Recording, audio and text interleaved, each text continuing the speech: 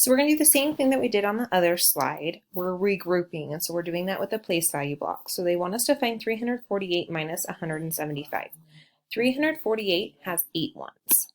So we're going to subtract 5 of those ones. The reason why we know that is because it says 348 is here, there's 8 ones, and the number that we're subtracting is 175, and that has 5 ones. So right here they wrote that. So they have the number 348, and then they're taking away 5 of those ones. So they did that here. That leaves 1, 2, 3 ones left over. So now we move to the tens place. 348, how many tens does that have? It has 4. So we're going to have 4 tens, but we need to subtract 7. We can't do that because we can't take anything, we can't take 7 away from 4. It doesn't work. So we need to regroup. So we're going to regroup 100 as 10 tens. So now we don't just have 4 tens, we have 14 tens. So now we have our tens here.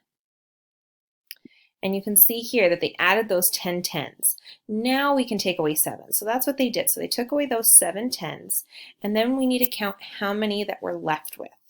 So this makes the 14 tens that we just talked about. And now we need to subtract 7. So they took those away. And this leaves 1, 2, 3, 4, 5, 6, 7. That leaves 7 tens left.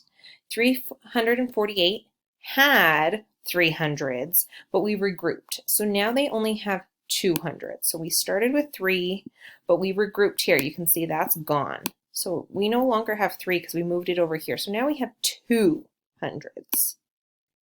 So now we still need to subtract 100 because we have that 100 here.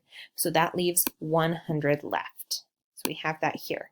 So now if we go ahead and do it over here, we have 8 minus 5, which gives us 3. We didn't have to regroup for that. 4 minus 7, we did need to regroup.